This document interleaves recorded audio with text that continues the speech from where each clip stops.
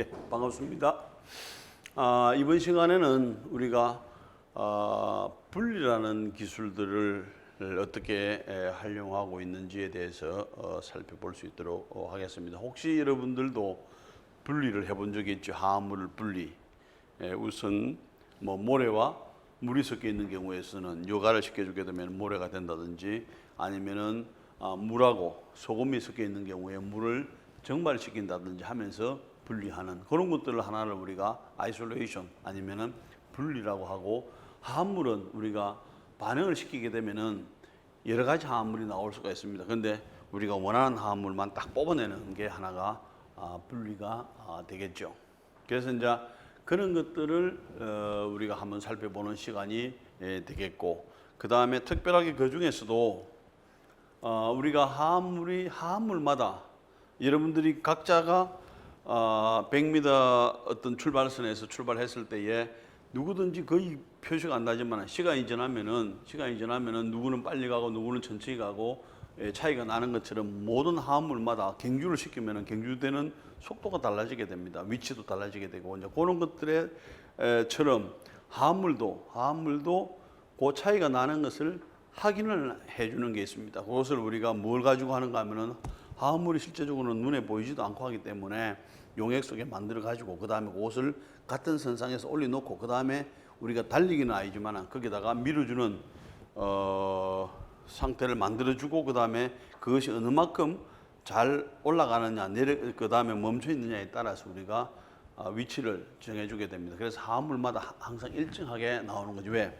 원자 아니면은 분자가 가지고 있는 성질이 언제 어디서나 동일한 것처럼 그것도 한 가지 화합물의 성질이 되겠죠. 그런 성질들을 어떤 물리적인 성질 중에 하나가 되겠죠. 그죠? 그런 성질들을 이용을 해서 우리가 분리를 하는데 도움이 가장 많이 되는 것이 여러분들이 들어봤던 TLC 들어봤나요? 얇은 박 크로마토그래피. 그러니까 아주 얇게 실리카겔을 묻혀가지고 알루미늄 판 위에나 유리판 위에다가 묻혀가지고 거기다가 용매 속에 녹여가지고 있는 그 화합물을 찍으면은 그 화합물을 올려놓고, 그 다음에 여기서 경주를 시켜야 되면 쭉 올라가게 되면서 뭐가 되나요? 빨리 가는 놈, 늦게 가는 놈이 서로 분리가 되겠죠. 그래서 TLC를 가지고 분리에 활용을 해주게 됩니다. 그 다음에 이제 맨 마지막에서는 그런 TLC를 가지고 분리를 하게 되면은 많은 양을 확보를 하기는 어려워요. 그래서 뭘 하는가 하면 많은 양을 분리하기 위해서는 이 칼럼 크로마토그래피인데, TLC는 여기서 아래에서 위로 올라가는데 칼럼 크로마토그래피는 뭐가 되나? 위에서 아래로 내려오면서 똑같은 일을 할 수 있도록, 그러면서 거기에 따라서 나오는 것을 분리를 해가지고 A, B, C가 있다면은 우리가 원하는 화합물이 B라면은 A 뽑아내고 B 뽑아내고 C 뽑아내가지고 우리가 원하는 B만 분리해내는 이런 기술들을 우리가 칼럼 크로마토그래피 이렇게 하는데, 이제 그런 것들에 대해서 우리가 집중적으로 한번 살펴보는 시간을 갖도록 하겠습니다. 자, 우선 혼합물을 우리가 분리할 수 있는 방법은 우리가 크게는 이렇게 볼 수 있게 되겠죠. 그건 아니지만 큰 카테고리는 서로 호모지니어스하게 섞여가지고 완전히 우리가 용액 같으면은 물에 다 녹은 상태로서 우리가 분리를 할 수도 있는 것이고, 그 다음에 이제 모래와 물 사이 같은 경우에 있어서는 뭐가 되나요? 이 다르죠. 서로가 다른 헤테로지니스한 혼합물이 있을 것인데, 이런 것들은 좀 수월할 수도 있지만은 같이 모두가 용매 속에 녹아가지고 있다면 그것을 참 분리하기가 어렵게 됩니다. 그런데 예를 들어서 이와 같은 화합물들이, 그죠? 이와 같은 화합물들이 있고 이와 같은 화합물들이 있으면 이것은 유기용매에는 다 녹습니다. 에테르라든지 에스라스테이트라든지 이런 데는 잘 녹아. 그런데 둘 다 녹아버리니까 이 화합물이 서로 분리가 안 되는 거죠. 그럼 뭐가 되나? 두 화합물이 다 녹아 있는 상태에서 분리를 하는 것은 쉽지 않게 되겠죠. 왜냐하면 이렇게 이거하고 이렇게 가지고 있다면은 하나는 녹고 하나는 안 녹고 하니까 따로 이렇게 하면 분리가 되지만은 실제적으로 유기화합물들은 이것을 다 유기용매에 놓기 때문에 이것을 분리하기가 상당히 어렵다는 거죠. 그래서 이런 것들을 어떻게 분리하느냐, 그런 데 대해서 우리가 살펴보는 시간을 갖도록 하겠습니다. 그래서 이제 혼합물의 상태는 크게는 어떤 가스하고 리퀴드의 믹스처냐, 아니면 솔리드와 솔리드냐, 아니면 리퀴드와 리퀴드냐, 솔리드와 리퀴드냐, 아니면은 좀 더 복잡한 혼합물이냐, 이런 쪽으로 분류를 해줄 수 있게 되겠죠. 자, 그래서 이제 분리를 하는 것들은 특별하게 여러분들의 경험이 많죠. 왜냐하면 모래 속에서 그 다음에 말굽 자석을 가지고 딱 대면은 뭐가 되나, 모래가 올라오는 것이 아니라 뭐가 되나, 철에 관계된 화합물들이 여기에 많이 붙게 되죠. 말굽 자석에 이런 것처럼. 그래서 이제 자기성 분리라든지, 성화는 뭐냐면은, 성화는 결과적으로 그 정발을 시켜주는 것이죠. 왜냐하면은 이제 우리가 아이오다인 같은 경우에 있어서는 고체지만 실제적으로 온도를 가해주게 되면은 이게 기체 상태로 바뀌게 됩니다. 바뀌게 되면서 그 다음에 그 기체들이 그 다음에 온도가 낮아지게 되면 다시 또 고체로 바뀌게 되죠. 그런 식으로 해서 이제 순수하게 만드는 그런 작업들을 우리가 성화 과정이라고 해주게 되는 것이고, 그 다음에 이제 가장 우리가 잘 아는 필터 해주면 되죠. 뭐 고체나 액체가 섞여 있다면 필터 해주게 되면은 고체는 위에 남고 그 다음에 액체만 빠져나오게 되는 이런 여과, 그 다음에 끓는 점을 이용해서 정발을 시켜주는 이베이포레이션. 그래서 여러분들이 실험실에 가서 보게 되면은 로터리 이베이포레이터라고 하는 것이 있는데 그것을 감압 정류 장치라고 해주게 되죠. 그래서 똑같은 유기물이지만 온도에 따라서 끓는 점이 낮은 놈들이 먼저 나올 수 있도록 하고, 그 다음에 끓는 점이 높은 것들이 계속 남아 있도록 해가지고 그 유기물과 유기물을 분리하는 그런 방법들이 되겠죠. 정발 이베이포레이션이 되는 것이고, 그 다음에 이제 결정화 크리스탈리제이션, 이것을 결정을 만드는 거죠. 왜냐하면 설탕도 아니면 소금도 아니면 여러 가지 그런 물질들도 어떤 온도에서 보면은 크리스탈이 아주 일정한 간격으로, 일정한 사이즈로, 일정한 크기로 만들어지는 그런 것들이 결정화. 아니면은 이제 끓는 점을 이용해서 뭐 정발하고 비슷한데 끓는 점을 이용해서 따로따로 물질을 뽑아내는, 분리해내는 장치를 정류장치, 디스틸레이션이 되는 것이고, 그 다음에 이것은 뭐냐 하면은 추출이라고 하는 것은 우리가 어떤 유기물질이 있을 수가 있기 때문에 물하고 섞여 있을 때 결과적으로 수용액 속에 들어가지고 있는 그 유기물을 할 때에 용매를 넣어가지고 물하고 용매는 섞이질 않죠. 그래서 용매에다 계속 흔들어주게 되고 그 다음에 그것을 뽑아내게 됩니다. 흔들어주면서 물에 녹아있던 것이, 물에 있던 것이 그 다음에 용매총으로 오게 하고, 그 다음에 용매만 용매 속에 들어온 것을 그 다음에 뭐가 되나, 정류나 정발을 통해 가지고 용매를 날려버리게 되면 우리가 원하는 화합물을 얻을 수도 있게 되겠죠. 그런 것 때문에 이제 추출, 그죠, 하는 것이고, 그 다음에 이제 요것을 추출한 것들을 여러 개가 섞여 있는 것들을 종이 크로마토그래피라든지 그 다음에 틴 레이어 크로마토그래피라든지 이와 같은 분리하는 과정 중에 분리하는 것 중에 하나가 되겠죠. 크로마토그래피법을 이용해서 섞여 있는 것을 따로따로 분리해내는 이런 작업들을 주로 하게 됩니다. 물론 이제 이런 것들은 우리가 여기에서 가장 그래도 초점을 맞추는 것은 이와 같은 TLC를 이용을 해가지고 어떻게 화합물을 분리해내느냐가 우리에게 큰 관심이 되는 거죠. 여기서 있는 자기성 분리죠, 이런 것들. 그 다음에 이런 것들이 그렇다면 우리가 생각할 때는 그냥 단순하게 이와 같은 그 뭐죠, 자석을 이용해 가지고 뭐 분리를 하는구나 하는데, 이런 것들을 뭐 초전도 자기 분리라든지 이런 방법을 이용을 해 가지고 산업 폐수라든지 자원을 정제한다든지 환경을 보존하는 이런 여러 가지 일들에 응용을 할 수가 있게 되는 거죠. 그 다음에 여기서도 보게 되면은 자석을 이용해 가지고 뭐 강물 산업에서 여러 가지 강물이 섞여 있는 것을 분리를 이 자성을 이용해서 분리하는 경우들도 많이 있게 되겠죠, 광산에서. 자, 그 다음에 이제 성화가 된다는 이야기는 여기에 이와 같은 여러 가지 혼합물이 섞여 있는 것은 어떤 한 화합물만 이렇게 전기화 시키는 거죠. 전기화 시켜 가지고 그 다음에 여기에 뭐가 되나 붙도록 하고, 그 다음에 여기에 붙는 이유는 여기에 이미 냉각수가 들어가지고 있기 때문에 여기는 뜨겁지만 여기 올라오게 되면 차갑게 되죠. 그러면서 가스가 와가지고 가스가 결과적으로는 고체화되는 거죠. 그래서 이제 서블리메이션 승화 작업을 통해서 해주게 되는데 뭐가 되는가 하면은 우리가 잘 보고 있는 디스플레이 같은 그죠? 텔레비전이라든지 이런 디스플레이를 만들 때 반드시 이와 같은 화합물들을 써줘야 됩니다. 그런데 이런 화합물들은 어디에도 녹지도 않아요. 어디에도 녹지도 않고 그 다음에 분리할 수가 없어. 그래서 이런 것들은 뭐가 되나? 이와 같은 방법, 서블리메이션 방법이라든지 이런 방법들을 통해서 이것을 분리를 해주게 되는 것입니다.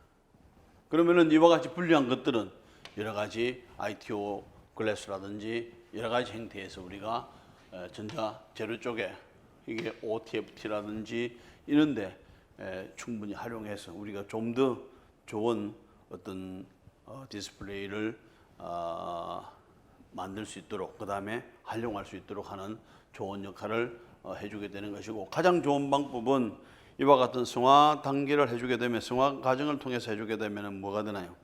과정이 복잡하고 그 다음에 이게 큰 쪽으로는 하기가 어렵죠.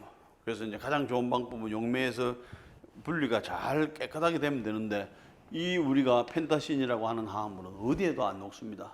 그리고 강한 염산에라든지 이와 같은 산에 녹으니까 참 활용하기가 어렵고 그다음 이런 기술들을 잘 분리할 수 있는 기술들이 개발된다면은 훨씬 더 전자재료 쪽에는 발전이 빨리 일으킬 수 있게 되겠죠. 그다음에 이제 대표적인 것이 아이오다인을 물론 여기도 고체고 여기도 고체지만은 여기에서는 아이오다인 가스만 올라오게 된 거죠. 그럼 여기서는 아주 순수한 아이오다인이 되는 것이고 여기서는 다른 것들 섞여 있는 상태가 되겠죠.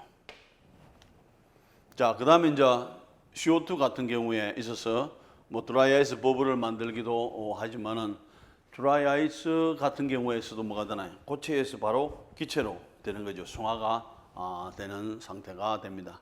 대개 이제 이 CO2가 어떻게 이렇게 되느냐? 마이너스 78도씨가 되면은 드라이 아이스가 되죠.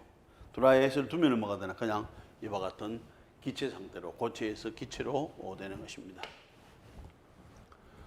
그 다음에 이제 여기에서 보면은 뭐 성화 과정을 조금 더 설명을 하는 그런 것들이 되는 것이고 그 다음에 이제 이와 같은 액체 상태나 가스 상태나 기체 상태로 됐을 때 우리가 이와 같은 솔리드냐 가스냐 리퀴드냐 하는데 요와 같은 상태가 되면은 지금 솔리드 리퀴드 그 다음에 가스가 한 형태로 존재를 하는 임계점이 되겠죠. 그와 같은 것들을 잘 활용을 해서 우리가 솔리드와 리퀴드, 그 다음에 가스와 리퀴드를 어떻게 분리할 것이냐를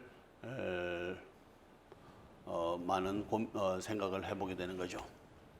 자, 그 다음에 이제 필터는 아주 간단합니다. 그죠? 그런데 이와 같은 간단한 원리를 뭐 하나요? 멤브레인 같은데 활용을 해주게 되면은 우리가 맑은 물을 마실 수 있는 아니면은 여기에서 정수기에서도 결과적으로 이와 같은 멤브레인에 내에서 필터를 하는 거죠. 그러면서 깨끗하게 우리가 활용할 수 있는 산업적으로 활용할 수 있는 여러 가지 방법들이 원리는 아주 간단하지만은 이런 것을 이용해 가지고 결과적으로는 순수하게 우리가 원하는 화합물만 뽑아져 나올 수 있도록 해서 그 다음에 생활이나 산업적으로 활용할 수가 있게 되겠죠. 그 다음에 이제 같은 죠. 그런데 이제 이게 또 필터가 잘 안 될 때는 뭐가 되나? 압력을 걸어가지고 좀 더 빨리 필터가 될 수 있도록 해주게 되겠죠. 이게 잘 안 나와. 그럼 뭐가 되나? 여기다 압력을 뽑는 거지. 진공을 뽑아주게 되면 이것이 훨씬 더 빨리 여가가 될 수 있도록 해주는 그런 시설들이 되겠습니다. 그 다음에 이제 정발은 우리가 결과적으로는 끓는 점을 이용을 해가지고 날리는 거죠.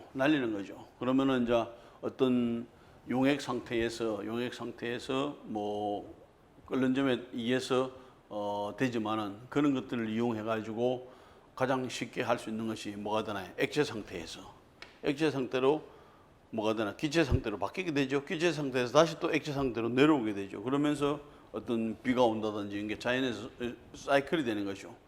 예를 들어서 이런 경우도 뭐가 되나요? 이와 같은 데서 이게 바닷물에서 뭘 뽑아내나요? 염전이죠. 소금을 만들어내는 경우도 결과적으로는 정발이 되는 거죠. 그 다음에 이와 같은 경우에 보면은 우리가 바닷물을 가지고 뭘 만드나요? 우리가 마실 수 있는 물을 만드는 이런 역할에 있어서도 이와 같은 정발 시스템을 활용해서 사용할 수가 있게 됩니다. 뭐 이게 이제 염전이고, 이거는 아프리카에도 이런 염전이 많이 있습니다. 자, 그러면은 우리가 이런 것들을 어떻게 활용하느냐 하는 것은, 여기서 우리가 사탕무가 있죠. 사탕무가 있으면은 사탕무를 어떤 여러 가지 조건들을 통해 가지고 우리가 원하는 쪽으로 이런 쪽도 얻을 수도 있고, 그 다음에 이런 쪽이라든지 뭐 바이오 가스를 해서 얻는다든지, 아니면은 펄프라든지, 아니면은 이와 같은 크리스탈레이션을 통해서 한다든지, 우리가 필요한 화합물들을 여러 가지 공정을 통해서 우리가 얻을 수가 있게 되는 거죠. 자, 그 다음에 이제 재결정이라고 하죠. 리크리스탈리제이션, 뭐 아니면은 결정화, 크리스탈리제이션이라고 하는데, 결과적으로는 이게 여기에 안에 녹아 있던 것들이 서서히 시간이 지나면서 하나의 침전이 만들어지고, 그 다음에 크리스탈 형태로서 이렇게 만들어지게 되는 거죠. 그 다음에 이제 크리스탈이 다 만들어지고 나면 여기서 뭐가 되나, 필터하면서 요 크리스탈만 남고, 그 다음에 나머지는 빠져나오게 되는데, 이와 같은 크리스탈 형태라든지 이와 같은 여러 가지 형태의 크리스탈 형태들이 만들어지게 되겠죠. 그래서 이제 이와 같은 경우를 본다면은, 이와 같이 여러 가지가 섞여가 있는 것을 뭐가 되나요? 이것을 어느 정도 녹여온 상태에서 열을 가해줘 가지고 녹여가지고 용액 상태로 만들어주고, 그 용액을 천천히 그 온도를 식히게 되면은 요와 같은 것들은 빠져나가고, 필요한 것들, 이런 것들만 많이 남아 있게 되죠. 하나의 결정화가 되는 거죠. 그럼 이것을 뽑아내면서 우리가 원하는 것들을 찾아낼 수가, 이게 불순물을 제거할 수가 있게 되는 거죠. 이것은 여러분들이 잘 알고 있는 파스테르 우유에 있어서의 루이 파스테르 과학자입니다. 정말 이분은 운이 좋다고 해야 되겠죠. 운이 좋다고 해야 됩니다. 실제적으로 이 화합물은 우리가 여러분들이 거울을 봤을 때에 거울 안에 있는 모습하고 거울 바깥에 있는 모습하고의 그런 차이입니다. 다탈에 계시다가 그러면은 이것은 우리가 실제적으로는 분리하기가 어려운 화합물입니다. 분리가, 여러분들이 거울상 이성질체라고 하는 말을 들어봤을 수도 있을 거예요. 조금 더 한 사람들이 이네이시오머까지도 들어봤을 거예요. 그거는 뭐냐면은, 이네이시오머는 거울에 여러분들이 오른손과 왼손의 차이예요. 이런 차이인데, 이 오른손과 왼손이 같나요, 틀리나요? 같다면은 뭘 해야 되나? 이렇게 포개봐야 되겠죠. 포개진다면은 오른손이 왼손이 같다. 그런데 이게 포개지나요? 안 포개지죠? 다르다는 이야기야. 그래서 둘이서 이 거울 이 가운데 있으면 이렇게 마주 보고 있는 거죠. 그래서 요 둘 사이는 거울상 이성질체인데, 이 거울상 이성질체는 분리가 안 되는 겁니다. 근데 여기는 분리를 했죠. 아주 운이 좋았던 거죠. 그래서 그것도 뭐가 되나요? 햇빛에 의해 가지고 방향이 햇빛에 의해서 반짝이는 방향이 다르다는 것을 알아가지고 그것을 싹 꼬집어내서 결정이 된 것을 찾아냈는데, 하나는 이렇게 생긴 놈이, 하나는 이렇게 생긴 놈을 분리한 거죠. 그래서 뭔가 되나 화합물이 입체적인 구조를 가지고 있고, 그 다음에 서로 다른 입체적인 구조를 가지고 있는 화합물. 이것은 우리가 타타르게시드죠. 이것도 타타르게시드라. 우리가 주석산이라고 하는 거죠. 그런데 이 산의 구조가 이렇게 생긴 놈하고 이렇게 생긴 놈은 전혀 분리가 안 되는데, 정말 우연하게도 이 결정이 생기고 난 다음에, 그 다음에 두 개가 분리가, 핀셋으로 꼭 집어냈는데 요 두 개를 따로따로 핀셋으로 분리했다는 것은 지금으로 봐도 기적적이고 불가능한 이야기인데, 이걸로 통해서 결과적으로 많은 화합물들이 뭐가 되나 3차원적인 구조를 정확하게 가지고 있는 것을 알 수가 있게 되는 것입니다. 그 다음에 이제 여기에서 1988년에 노벨상을 수상한 사람들이 이 세 분이죠. 여기 보면 맥스 플랑크, 여기도 맥스 플랑크, 여기는 보면은 유니버시티 오브 텍사스, 여기 이제 달라스에 있는 근데 이 세 분이 공동으로 무슨 역할을 어떤 걸 했는가 하면은 우리가 이야기하는 RNA는 그냥 밀가루 반죽처럼 그렇습니다. 밀가루 반죽처럼. 그런데 이 사람들이 5년에서 한 7년을 걸쳐 가지고 이 사람 이걸 가지고 뭘 하나요? 결정을 만들기 시작한 거죠. 밀가루 반죽을 가지고 결정을 만든다는 불가능한 일입니다. 아무도 그건 아예 안 된다고 했는데 이 사람들은 성공적으로 이것을 해낸 거예요.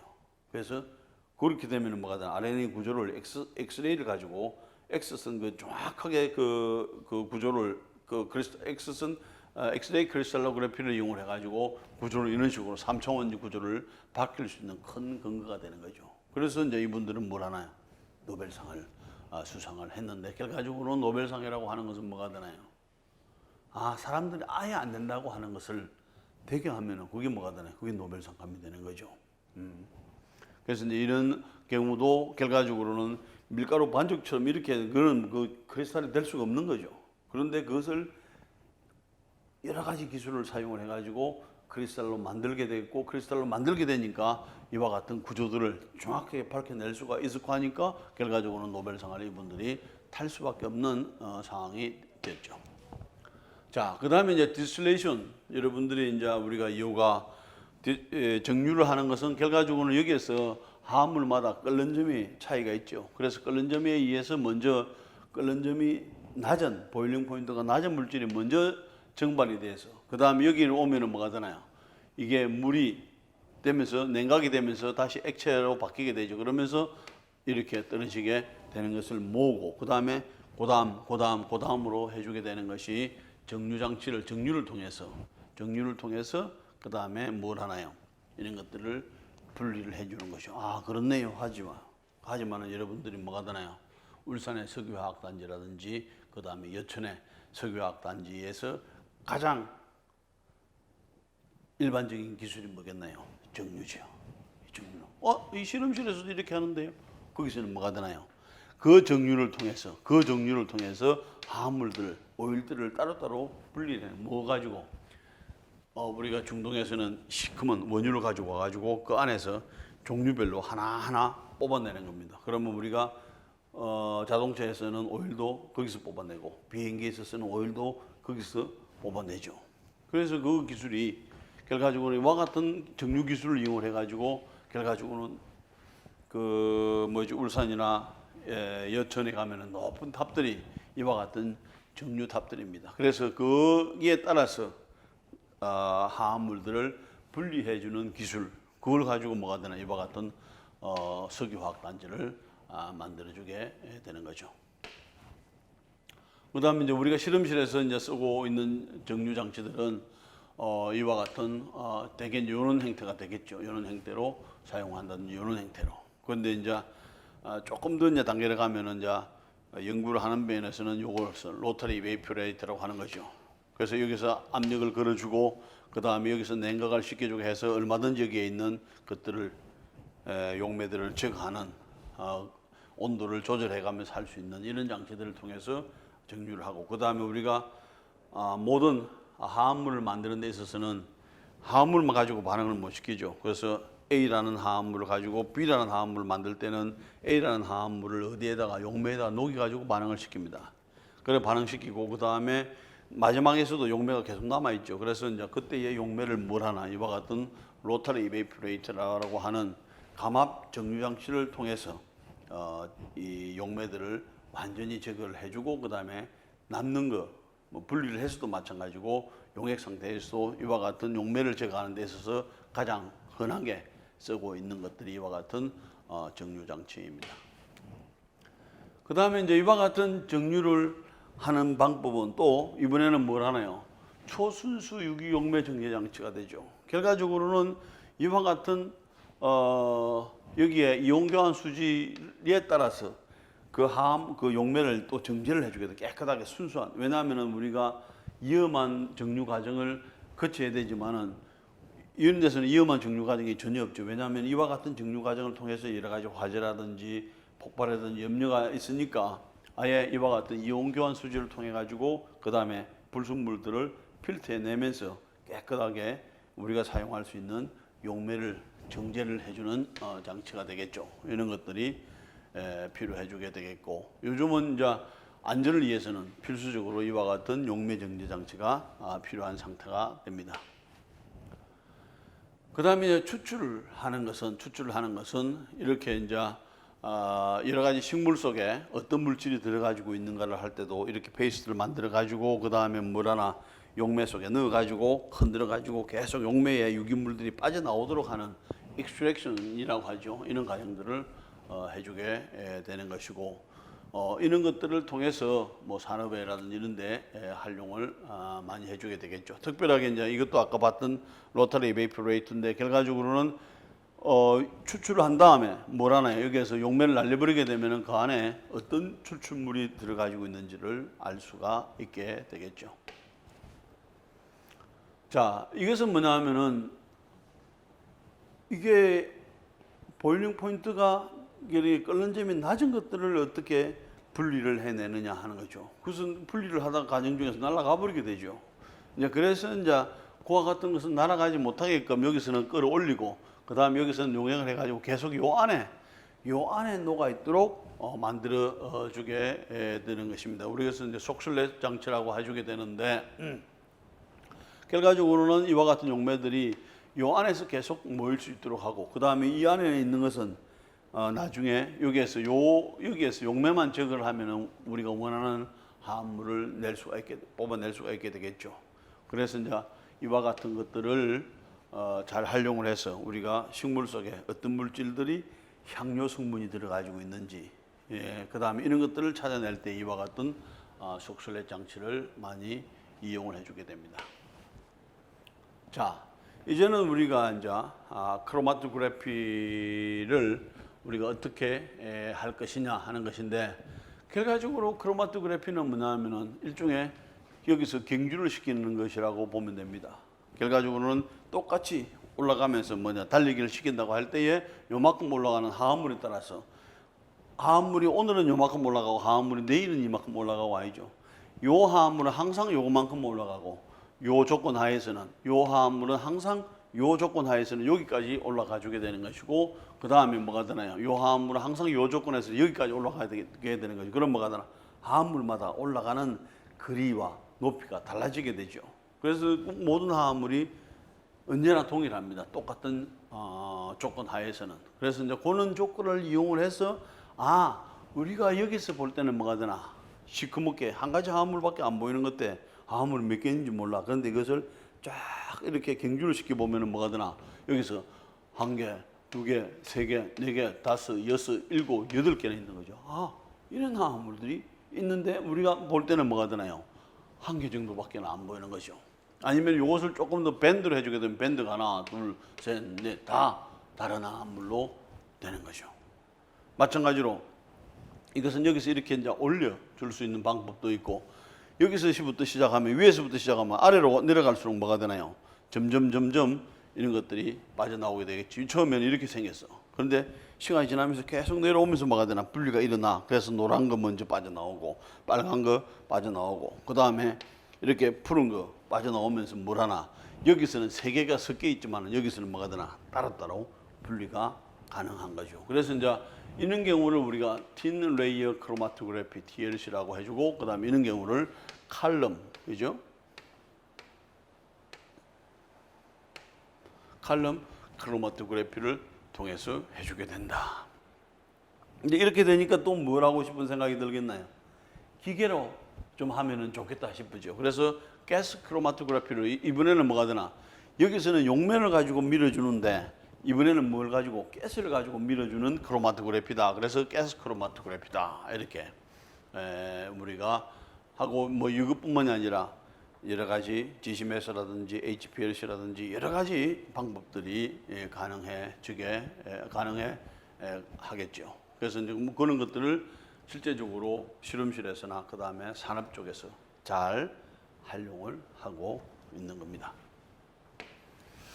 자, 우리가 이제 크로마토그래피에 대해서 우리가 RF 값이라고 하는 RF 밸류가 하는 것이 있는데 A라는 화합물은 일반 동일한 조건에서는 항상 그 위치가 동일하게 나옵니다.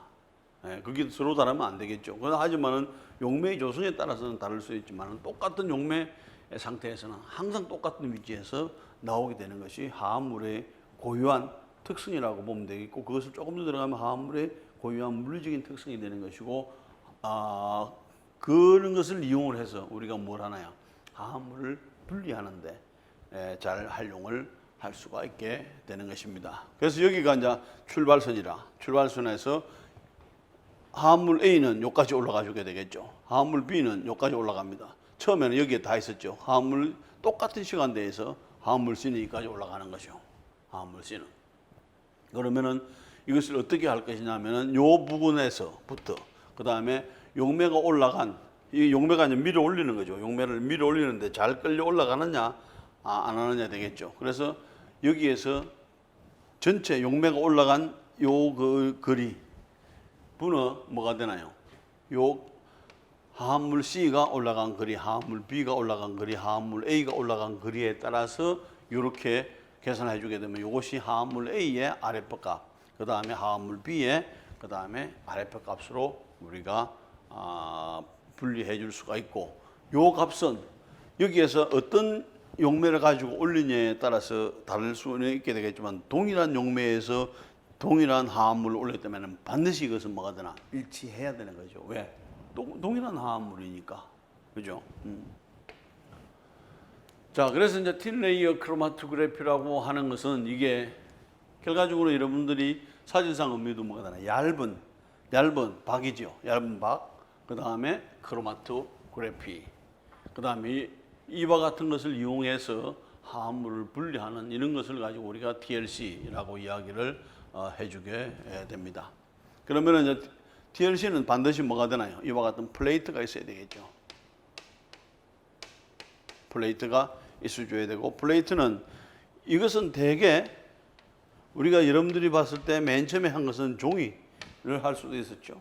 그 다음에 알루미늄 판에 그 다음에 실리카겔을 조금 입힌한 거, 얇게 입힌한 거죠. 그 다음에 뭐 유리판에다가 실리카겔을 조금 아주 얇게 입힌한 거.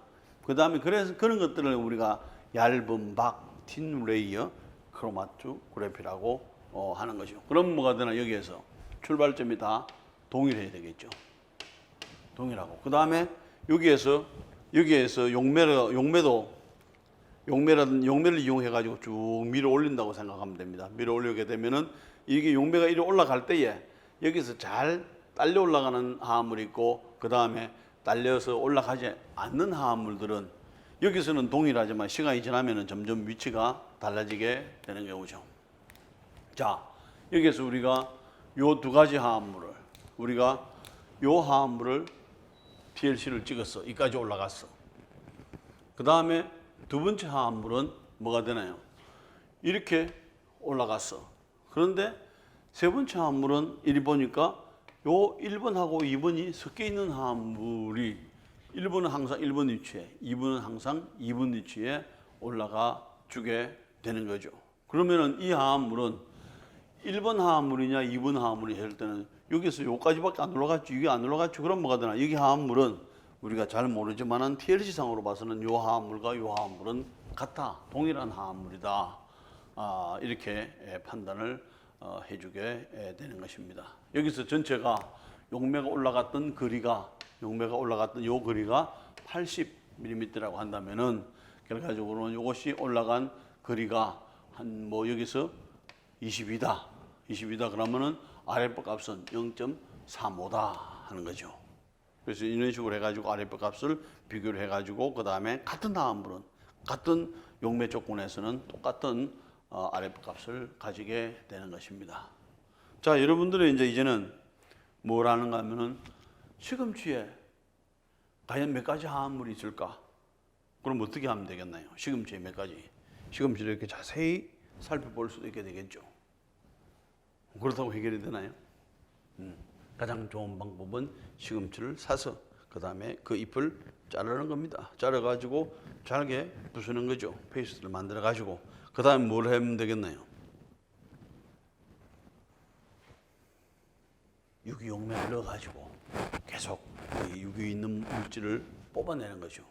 그러다 하면은 유기용매를 뽑아낸 것들은 또 유기용매를 날리면 되겠죠. 유기용매를 날리게 되면은 거기에 그 여러 가지 혼합물들이 그 시금치 속에 들어가지고 있는 잎 속에 들어가지고 있는 물질들이 나오게 될 것이고 유기화합물들이 나오게 될 것이고 그 다음에 그것을 가지고 물 하나 TLC를 이렇게 올려보게 되면은 몇 가지 화합물이 있는지 뭐 어떤 화합물이 있는지까지는 정확하게 잘 알기는 어렵겠지만은 순수한 화합물이 한 개가 있는지 두 개가 있는지 여러 개가 있는지를 알 수가 있게 되겠죠. 그래서 그런 과정을 우리가 실험을 하려면은 맨 처음에 해줄 수 있는 것이 뭐라는가? 잘게 막자 사발이라는 데 갈아가지고 가능한 한 잘 뽑아져 나올 수 있도록 해줘야 되겠죠.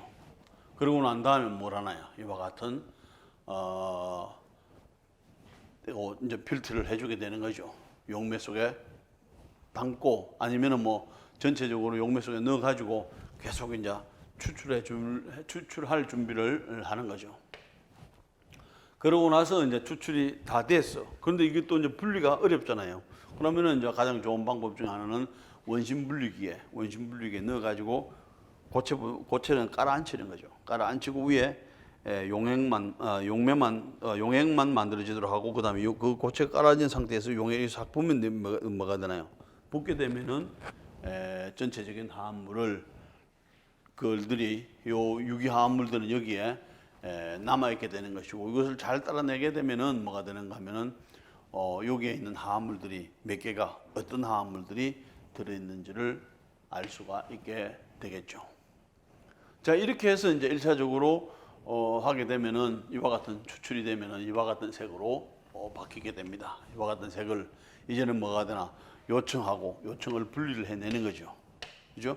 물청하고 그다음에 유기 용매청하고 분리를 해내고 그다음에 유기 용매청에는 뭐가 되나 유기 화합물들이 녹아 있게 되겠죠. 그러면 이제 이걸 점점 날려보면 되겠죠. 그래서 이렇게 이제 해서 또 필요한 거는 또 요 유기 용매청을 또 물로 씻어내는 거죠. 깨끗하게 물에 녹을 수 있는 것들을 계속해서 찾아내고 그 다음에 이제 유기 용매청을 뭘 하나요? 이제는 여기에 있는 것들을 또 고체를 제거하기 위해서 필터를 해가지고 뽑아내고 그렇게 해서 이제 이것을 용매들을 다 날리고 그 다음에 거기에 이제 나오는 것들을 가지고 뭐가 되나요? 요 약간의 용매에 녹여가지고 TLC 찍어보면은 뭐가 되나? 하나, 둘, 셋, 넷, 5개 이렇게 눈에 보이는 것이 5개인데 실제적으로는 뭐가 되나? 이보다 훨씬 더 많은 화합물이 들어있다는 것을 알 수 있게 되는 것입니다. 실험하는 과정들을 우리가 한번 살펴봤고 그 다음에 이제 기본적으로 TLC가 어떠한 것들이냐. 그래서 기본적으로 이와 같은 TLC 테크닉은 이와 같은 상당히 중요한 테크닉에 속하게 되는데 뭘 하는데 분리 정제하는데 화합물을 분리하고 혼합물들을 분리하고 정제하는데 아주 중요한 역할을 해주고 특별하게 유기 화합물들을 그죠? 그렇게 해주고 그 다음에 이런 것들을 여러 가지에서 활용할 수 있게 되는데 이제 우리가 관심 있는 것은 TLC는 뭐냐면은 결과적으로는 요 상이 있는데 고정돼 가지고 있는 상이 스테이셔너리 페이스가 있고 고정상이 있고 그 다음에 이동상이 있는 두 가지가 있다는 거죠. 그런 게 있어야만이 우리가 TLC 분리를 잘 할 수 있다. 그래서 이제 대개 고정상에서는 여기에 알루미늄 플레이트라든지 그 다음에 유리판 위에 아주 고정상은 실리카게를 얇게 면을 만들어 놓습니다. 이것이 이제 고정상이 되겠죠. 고정상이 되고 그 다음에 이것을 이렇게 해놓으면은 여기서 용매가 올라가죠. 용매가 올라가는 것은 그 올라가는 용매는 뭐가 되나요? 우리가 모바일 페이스가 이동상이 되겠죠. 그래서 TLC상에서는 고정상이 있어야 되겠고 그 다음에 이동상이 여러분들이 뭐가 종이 크로마토그래피를 해주게 되면 뭐라나 종이에 이렇게 해가지고 뭐 물을 한다. 그러면은 그 종이는 고정상이 되는 것이고 그 다음에 뭐가 되나요? 물은 이동상이 되는 것이죠. 그렇게 모바일 페이스하고 그 다음에 스테이셔너리 페이스 두 가지가 필요하다. 그러면 이게 이제 기본적으로 실제적으로 실험실에서 가장 많이 쓰이는 것이 요겁니다. 여기에 보면 여러분들이 되나 유리판이죠. 유리판 위에 얇게 실리카겔로 이렇게 도핑을 해놓은 거죠. 도포를 해놓은 겁니다. 아주 면을, 그죠? 요 면에, 유리면에다가 뭐가 되나, 실리카겔을 얇게 해가지고 하나의 방막을 만들어 놓은 거죠. 그래서 얇은 박이라고 하는 거죠. 얇은 박, 크로마토그래피인데, 실리카겔은 또 어떤 구조를 가지고 있는가 하면, 여기에 있는 실리카겔들은 물론 사이즈라든지 여러 가지가 있게 되겠지만은, 기본적으로 실리카겔은 뭐냐면은 SiO로 연결돼 가지고 있고, 맨 마지막에 이와 같은 OH가 들어가지고 있다. 그럼 OH가 들어가지고 있으면 우리가 극성화합물인가요? 비극성화합물인가요? OH가 들어가지고 있으면은 극성화합물이 되는 거죠. 그러면 이 자체가 극성이라는 말이 되겠죠. 이게 그래서 그런 개념을 가지고 이제 우리가 생각을 해본다면은 여기다가 결과적으로는 이와 같은 OH가 실리콘 다이옥사이드 형태의 OH가 이렇게 있는 것들이 밖에 나와 있으니까 극성이 있는 화합물들은 어디를 잘 만나겠냐? 극성하고 잘 만나게 되겠죠. 극성이. 그럼 극성은 여기서 만나면은 뭐가 되나요? 잘 올라가지를 못하게 되겠죠. 같이 논다고. 그죠? 그 다음에 그러면은 결과적으로는 이와 같은 것들은 결과적으로는 이와 같은 하이드록실 그룹이 있으니까 결과적으로는 하이드록실 그룹은 뭘 잘하는가 하면 다이폴 인터랙션을 잘 해주게 되는 거죠.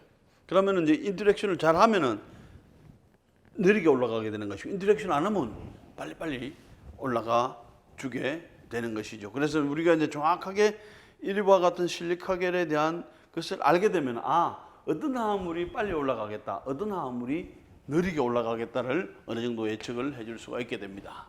그래서 이와 같은 실리카겔 플레이트에다가 우리가 기준을 잡아야 되겠죠. 그래서 이제 이와 같은 연필을 가지고 이렇게 줄을 긋습니다. 줄을 꺼놓고 그 다음에 캐필러리에 이 우리가 분리하고자 하는, 확인하고자 하는 것들을 캐필러리 해가지고 여기다가 뭐가 되나요? 꽝 찍는 거죠. 눌러가지고 뚫게 되는 거죠. 그럼 이게 뭐가 되나? 한 번, 두 번 정도 해주게 되면 이런 마크가 딱 생기게 되겠죠. 이거는 여기는 화합물이 몇 개 있는지를 모릅니다. 그래서 이제 그때에 요 실리카겔을 뭐가 되나요? 요 면을 우리가 고정상이 되는 것이고, 이제 할 수 있는 것은 뭐가 되나? 모바일 페이스를 가지고 올려주는 역할을 해주게 되겠죠. 그래서 여기다가 이제 이는 비커라든지 여기를 담아주게 됩니다. 담아주게 되는 것이고, 이제 이게 되면서 뭐라나 요 용매를 잘 흡수를 하게 되겠죠. 그걸 하면서 요 용매들이 점점 이게 카바를 씌우고 난 다음에 우리가 요런 경우는 조금 전에 이야기했던 고정성이 되는 것이고, 그 다음에 요런 경우는 뭐가 되나요? 이동성이 되겠죠. 그래서 이동성 딱 준비를 딱 해주게 되면은 이게 뭐가 되나? 점점 올라가게 되는 거죠. 이제 우리가 여기만 이것만 올라가는 것이 아니라 여기에 있는 것들이 뭐가 되나요? 우리도 같이 올라가야 되네? 우리가 올라가서는 안 되네? 이와 같은 판단을 해주게 되겠죠. 자, 그러면서 뭐가 되나? 처음에는 이렇게 섞여 있는 것이 점점 시간이 지나면서 뭐가 되나? 이와 같은 것들은 남아있지. 왜냐하면은 이 자체가, 실리카겔 자체가 극성을 가지고 있죠. 그러니까 극성을 가지고 있는 화합물은 극성을 잘 놀지요. 그러니까 이 A 화합물은 잘 안 올라가죠. 그럼 우리가 뭐가 되나? A 화합물은 뭔지는 모르지만은 극성 물질이다라는 것을 알 수가 있고, B 화합물은 빨리빨리 잘 올라가. 그건 뭐가 되나? 이거하고 반응을 안 한다는 이야기잖아요. 그러면 이건 뭐가 되나? 난폴라한 화합물이다. 그래서 이것은 극성이 있고, 그 다음에 B 같은 경우에 있어서는 비극성 화합물이다. 이렇게 해주게 되는 것이고, 극성 화합물은 결과적으로는 실리카겔 플레이트하고 뭐라나 강한 인터랙션을 해주기 때문에 뭐가 되나? 붙들려서 안 가는 거지. 같이 노는 거지, 뭐, 그 자리에서. 그죠? 이렇게 우리가 예측을 해줄 수가 있게 됩니다. 그래서 이제 실제적으로 우리가 처음에는 똑같이 출발하지만은 결과적으로는 이와 같은 화합물들이 극성을 가지고 있느냐, 그 다음에 극성을 가지고 있지 않느냐에 따라서 뭐가 되나요? 빨리 올라가는 것, 그 다음에 느리게 올라가는 것으로 뭐가 되나요? 서로 속도가 달라진다는 거죠. 그러면 이제 속도가 달라진다는 이야기는 뭐가 되나? 화합물 자체가 달라진다는 게 되겠죠. 그래서 이까지 올라와. 그러면은 결과적으로는 폴라한 화합물들은 흡착을 잘 하니까 잘 안 올라오게 되는 것이고, 그 다음에 비극성 화합물은 잘 올라가게 되겠죠. 그 다음에 항상 여기 맨 앞에는 처음에는 솔번트가 여기서 출발했지만 이와 같이 솔번트가 올라가는 속도는 이런 것들보다 더 빠를 수가 있죠. 그러면서 뭐가 되나? 솔번트가 더 앞서가는 거죠. 앞서가면서 뭐가 되나? 어느 정도 딱 가면은 멈춰야 되겠죠. 왜 그렇다면은 비극성 화합물이 잘 올라가겠는가? 결과적으로는 뭐가 되나요? 이와 같은 실리카겔은 뭐가 되나? 인터랙션을 하는데 약하게 하니까, 강하게 하는 것이 아니라 약하게 하니까 그냥 쑥쑥 올라가는 거죠. 자, 그러면 이제 여기까지 이제 올라왔어. 그럼 더 이상 올라가면 이게 또 모르게 되겠죠. 그래서 빨리 여기서 딱 멈추게 되면 여기서 딱 마크를 해주고 드러내서 그 다음에 이런 식으로 여기까지 용매가 올라왔다. 이렇게 이제 표시를 하고 그 다음에 이제 이것을 여기 있는 용매를 말리게 됩니다. 용매를 이제 말리게 되면은 어떤 상황이 있을 수가 있을까? 어떤 화합물에 따라서는 이렇게 눈으로 볼 수도 있는 게 있습니다. 눈으로 볼 수가 있는 경우가 있는데 대부분은 눈에 잘 안 보이죠. 눈에 볼 수 있는 것은 극히 제한적이고 대부분의 경우는 눈에 잘 보이지 않습니다. 그럼 이렇게 되는 거야. 그럼 우리가 이것을 뭘 할 수 있나요? 화합물이 없다? 할 수가 있나요? 없을 수도 있고 있을 수도 있죠. 그런데 결과적으로 우리가 이렇게 눈에 보인다는 이야기는 뭐가 되나? 눈에 보인다는 이야기는 여러분들이 당근 주스를 먹으면 당근 주스는 항상 뭐가 되나요? 주황색이죠. 왜 그러나요? 거기에 베타캐로틴이라고 하는 화합물이 주황색이기 때문에 눈에 잘 보인다는 거죠.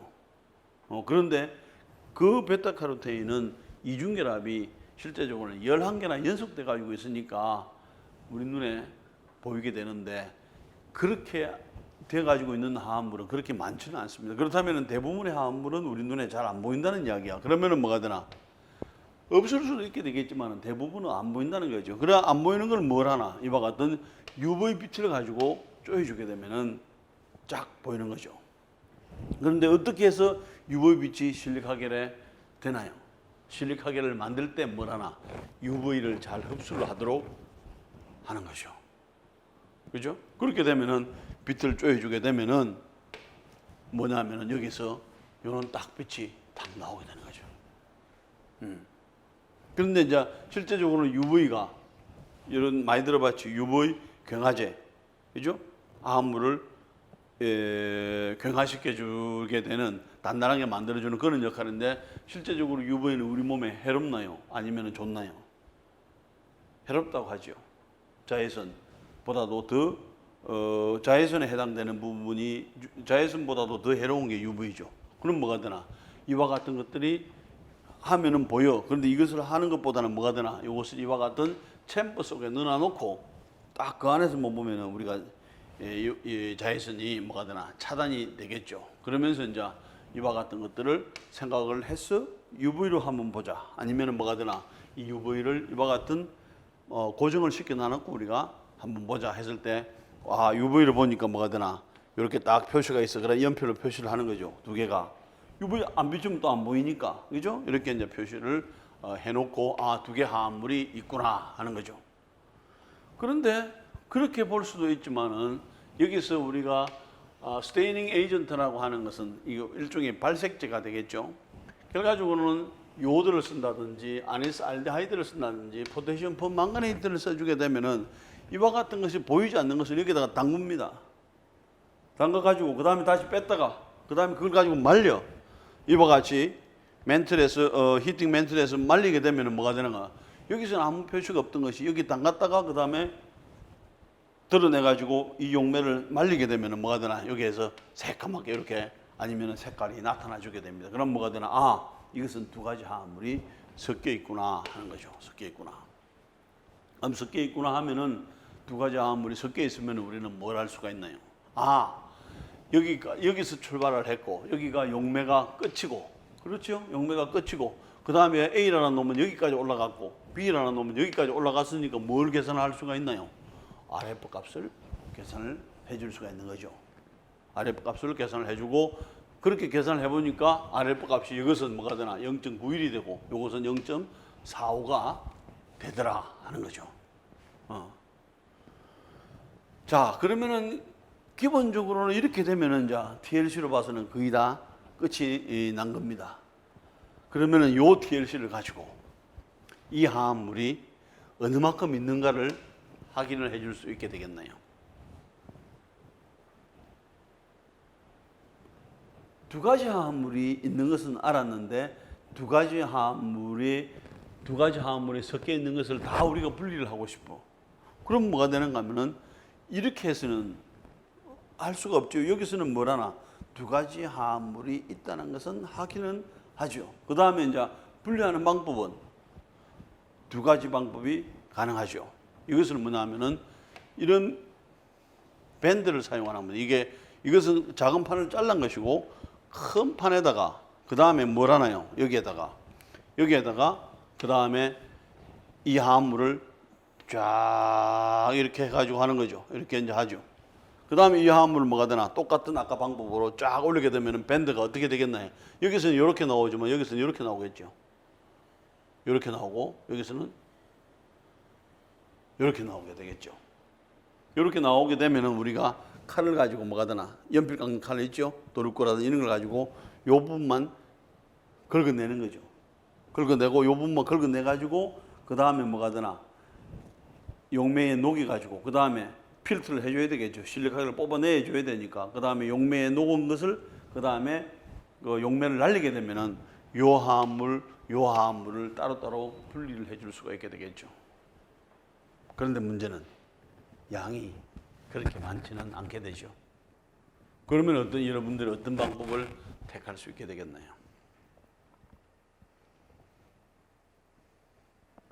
맨 처음에 이야기를 했죠.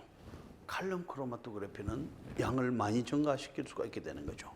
그러면은 여기까지는 결과적으로는 TLC를 가지고 우리가 모든 정보들 아주 소량을 우리가 할 때는 이렇게 해도 됩니다. 요거 뭐 이런 실리카겔 플레이트를 20x 20짜리를 20cm, 20cm 되는 것을 한 10장 사용하면 제법 양이 뭐 조금은 나오게 되겠죠. 이렇게 긁어서 해주게 되면은 그렇게 이제 하는 경우들도 아주 소량으로 실험할 때는 괜찮고 그 다음에 양이 좀 많을 때는 이 가지고는 어렵게 되겠죠. 그래서 이제 결과적으로는 TLC는 뭐냐 하면은 어떤 분석할 수 있는 테크닉으로 봐서는 아주 좋은 테크닉이 되는 것이고 특히 유기화합물에 관해서 그 다음에 소량은 이와 같은 TLC 플레이트 가지고도 분리가 가능해 주게 됩니다. 그럼 뭐가 되나? A 화합물, B 화합물 깨끗하게 분리를 해줄 수가 있게 되죠. 그런데 이것을 좀 더 많은 양을 하고 싶어. 그래서 이제 이와 같은 것을 생각을 해볼 수가 있게 되겠죠. 자, 기본적으로 TLC에 대해서 한 번 더 정리를 하고 넘어갑니다. TLC는 결과적으로는 반응이 어느 만큼 진행이 되는 정도를 나타내주는 게 되겠죠. 모니터 할 수 있는 게 되겠죠. 반응이 간다, 안 간다, 반중 같다, 아니면 100% 같다 이렇게 하는 거죠. 자, 여기에 A에서 B로 반응을 시켜주게 됩니다. 그 다음에 A는 리액턴트가 되겠죠. 그 다음에 B는 프로덕트가 되겠죠. 결과적으로는 A와 B가 실제적으로 반응을 시켜보면은 같을 수는 없게 되겠죠. 다른 화합물 같으면 다른 TLC를 나타내주게 되죠. 그래서 A라는 화합물은 TLC가 이래.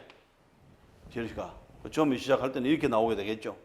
그 다음에 이제 반응을 시키고 나서 여기에 있는 용액을 시켜보니까 반응이 두 개가 나와. 뭐가 나왔나요?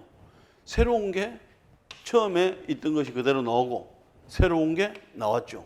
이 비율이 뭐가 되나? 반반이죠. 그럼 뭐가 되나? 반응이 아직도 진행 중이고 전체적으로 본다면 한 50%가 진행이 됐으려나 이렇게 생각할 수가 있죠. 그러면서 시간이 지나면서 점점 재어보니까 여기에서는 나타나지 않고 이것만 나타나. 그럼 뭐가 됐다는 이야기예요? A에서 B로 반응이 다 갔다는 이야기죠. 그렇잖아요? 그럼 반응이 다 갔으니까 이제는 뭘 해주면 되나? 반응이 다 갔으니까 더 이상 반응시킬 필요 없죠. 반응을 스탑을 하는 거죠. 반응을 스탑을 하는 거고 그 다음에 이제 이걸 가지고 이제는 이제 TLC를 가지고 하는 것보다는 좀 더 양을 좀 많이 분리할 수 있는 방법을 생각하는 거죠. 아까 모바일 페이스라든지 스테이셔너리 페이스는 동일하죠.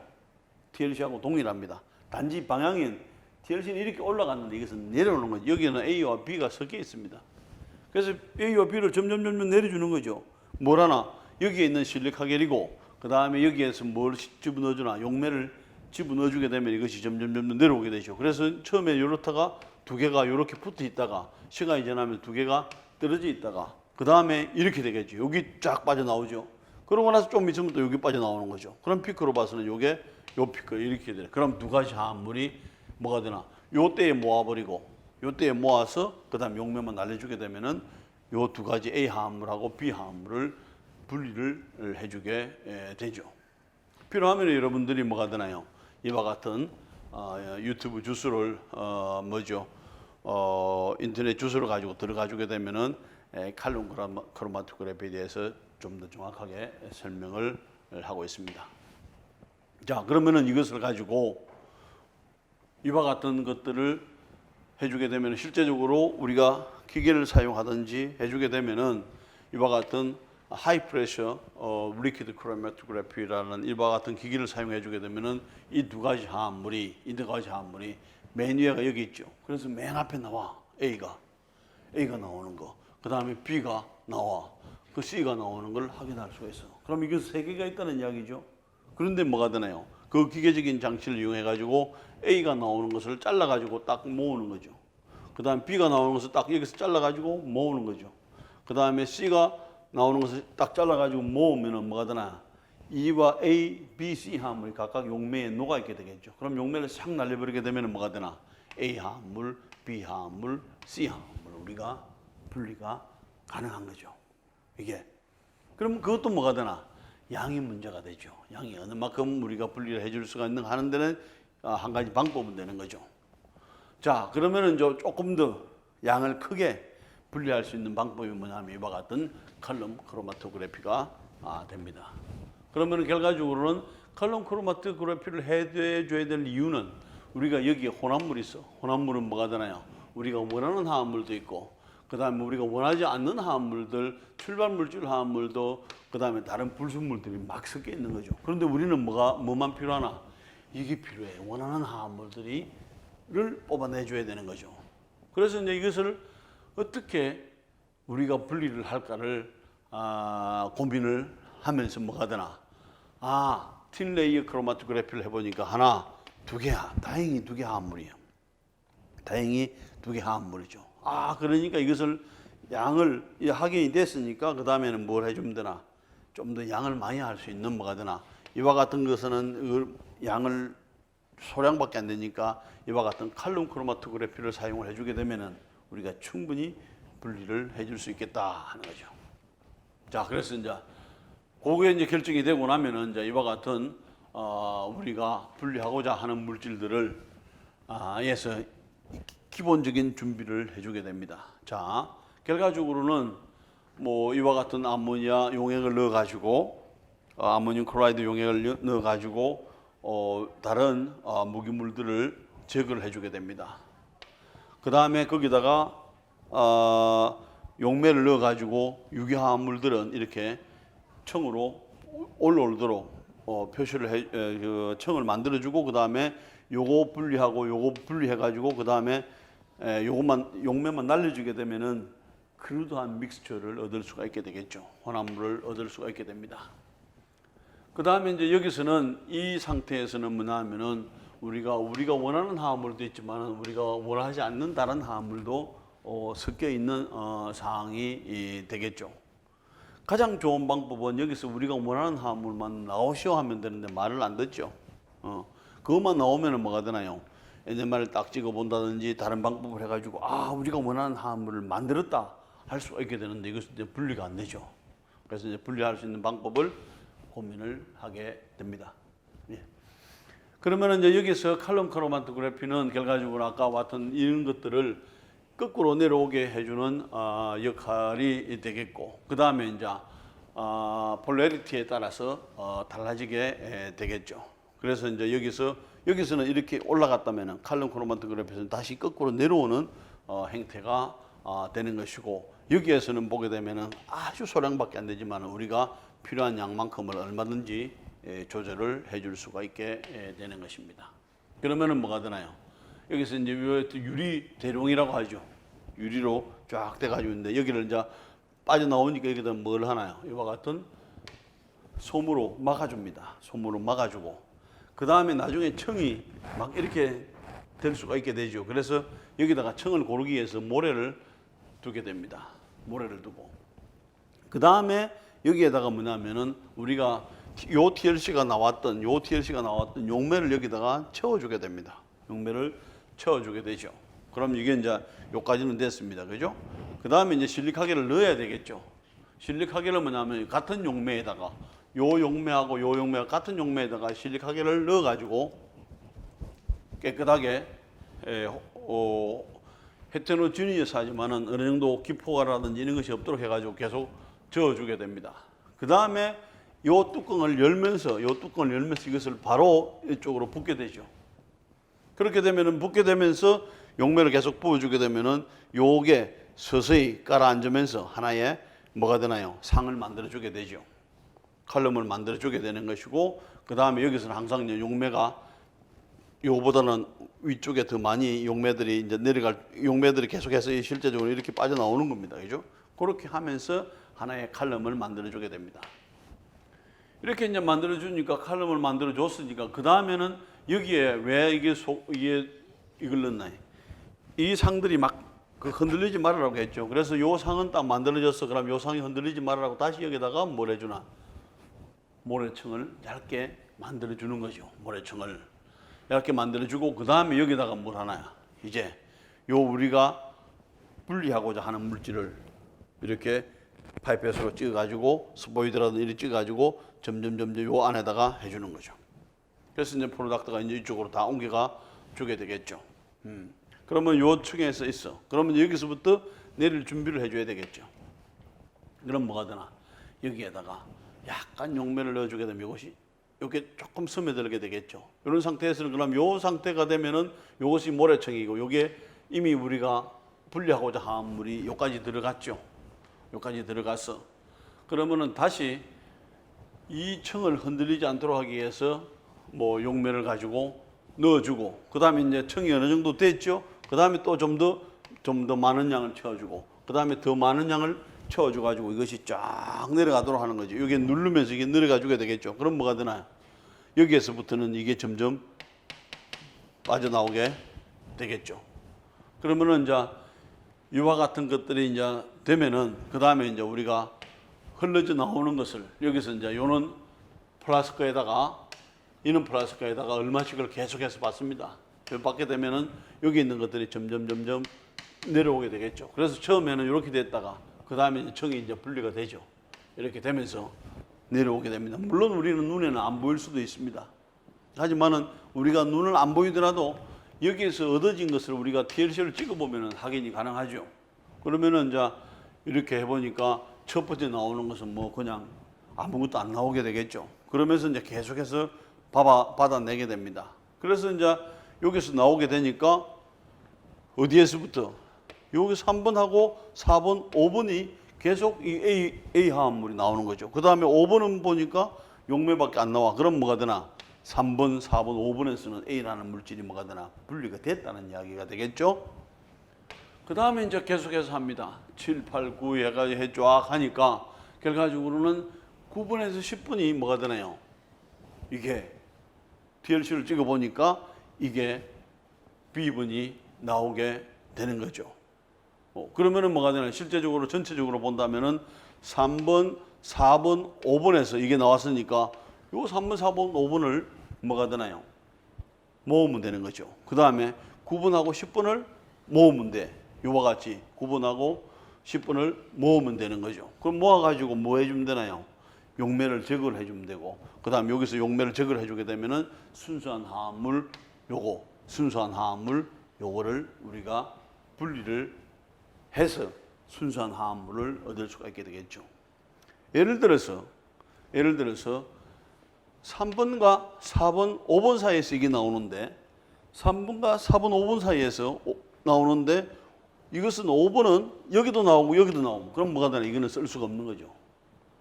지금까지 우리가 요거하고 요걸 분리하기 위해서 했는데 요 두 개가 섞여 있으면은 안 되는 거죠. 그러면은 뭐가 우리가 가장 요것만 분리해내고 요것만 분리를 해내게 되겠죠. 그럼 뭐가 되나? 좋은 기술을, 테크닉 기술을 이용해 가지고 가능한 한 겹치지 않도록 분리해 주는 것이 가장 좋은 방법이 되겠죠. 그러면 그것은 여러 가지 경험을 통해서 해줄 수가 있게 됩니다. 어쨌든 여기에서 보게 되면은 뭐가 되나? 3, 4, 5번에서 그 다음에 9번과 10번에서 쫙 나왔으니까 9번과 10번, 3, 4, 5번을 딱 모아가지고 뭐가 되나요? 용매를 날려버리고 그 다음에 요거 해가지고 용매를 날려버리고 비커 플라스크 무게 딱 재가지고 하면은 뭐가 되나? 아, 우리가 분리를 했는데 몇 g이 나왔다. 딱 나오게 되는 거죠. 그렇게 계산이 가능해 주게 됩니다. 그러면은 이제 3번과 4번에 오는 것을 한 플라스크에 모으는 거죠. 9번과 10번도 마찬가지 한 플라스크에 모아가지고 아까 우리가 그랬죠. 로타리 베이퍼레이터 감압 조명 장치에 넣어가지고 뭐가 되나? 용매를 쫙 날리는 거죠. 용매를 날려주게 되면은 결과적으로는 우리가 순수한 화합물을 얻을 수가 있게 되는 거죠. 그래서 순수한 화합물을 얻어야만이 뭘 하나? 우리가 다음 어떤 여러 가지 스펙트로스코피를 이용을 해가지고 NMR이라든지 IR이라든지 이런 걸 이용해 가지고 아, 우리가 원하는 화합물이 맞다 안 맞다를 정확하게 구조를 확인을 해줄 수가 있게 되는 것입니다. 자, 그러면은 실제적으로 우리가 실험실에서 할 수 있는 것들이 어떤 것들이 있는가 하면은 자, 우선 여기에 이렇게 생긴 놈 A 포브로모 우리가 벤조알데하이드라고 합니다. 그 다음에 B 그 다음에 트라이페닐 포스파인 그 다음에 C, 그 다음에 2하이드록시 벤조익 애시드 아니면 우리가 살리실산이라고도 합니다. 그 다음에 벤조페논 이렇게 네 가지를 가지고 TLC를 해주게 됩니다. 용매는 우리가 에슬라스테이트, 그 다음에 헥세인을 비율을 섞어 가지고 우리가 어떻게 차이가 있는지를 한번 살펴보려고 합니다. 자, 우선 여기에서 A하고 A가 요거죠. 그 다음에 B 요거죠. 그 다음에 C 해보니까 위치가 같나요? 틀리나요? A는 요 위치에서 나오는 것을 확인할 수 있죠. B는 요 위치에서 확인할 수 있죠. C는 요 위치에서 다르죠. 결과적으로는 화합물이 다르면 뭐가 되나요? TLC 위치가 달라지는 것이고 그 다음에 이와 같은 것들은 여기에서 UV 비트를 쪼였을 때죠. UV 비트를 안 쪼이게 되면 우리가 안 보입니다. UV 비트를 쫙 쪼이게 되면은 요것들이 있으니까 여기에 마크를 딱 해주면 되겠죠. 마크를. 이런 식으로 마크를 해주고 그 다음에 A 화합물은 이게 뭔지는 모르지만은 이것은 순수한 화합물은 요것은 뭐가 되나요?